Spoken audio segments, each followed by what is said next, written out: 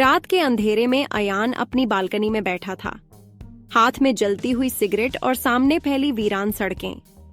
ठंडी हवा उसके चेहरे से टकरा रही थी, मगर उसका दिल उससे भी ज्यादा बर्फ हो चुका था।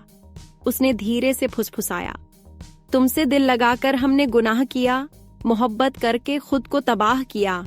अयान की जिंदगी कभी इतनी उदास नहीं थी। वह हंसता, मुस्कुराता और हर लम्हे को खुलकर जीता था। लेकिन जब से रिया उसकी जिंदगी में आई, सब कुछ बदल गया। रिया की हंसी उसकी दुनिया थी। उसके बिना अयान को कुछ भी अधूरा सा लगता। लेकिन शायद कुछ मोहब्बतें मुकम्मल नहीं होती। एक दिन अचानक रिया ने उसे छोड़ दिया, बिना कोई वजह बताए। अयान ने बहुत कोशिश की समझने की, पूछने की, लेकिन रिया के पास कोई जवाब नहीं था।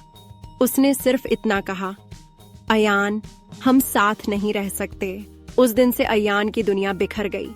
उसे लगा कि जैसे उसकी पूरी जिंदगी का मकसद खत्म हो गया हो। उसने खुद को समझाने की कोशिश की, लेकिन दर्द इतना गहरा था कि उसे कोई भी मरहम नहीं भर सकता था। दिन बीते, हफ्ते बीते, मगर अयान वहीं का वहीं था। रिया की यादें उसे हर दिन तोड़ती रहीं। उसने दोस्तों से मिलना छोड़ दिया, हंसना छोड़ दिया, यहाँ तक कि खुद से भी दूर हो गया। क्या अयान इस दर्द से उबर पाएगा? क्या वह फिर से अपनी जिंदगी को संवार पाएगा? या उसकी मोहब्बत का यह दर्द उसकी आखिरी सांस तक उसके साथ रहेगा? अयान ने खुद को संभालने के लिए नए रास्ते तलाशने शुरू किए। उसने किताबों में सुकून ढूंढा, कविताओं में अपना दर्द उतारा, लेकिन कहीं न कहीं रिया की यादें उसके शब्दों में बस चुकी थीं। एक दिन अयान ने फैसला किया कि वह अपने दर्द से भागेगा नहीं, बल्कि उसका सामना करेगा। उसने अपने मन में एक सवाल उठाया, क्या मैं किसी के जाने से खत्म हो जाऊं? उसने खुद को बदलना शुरू किया।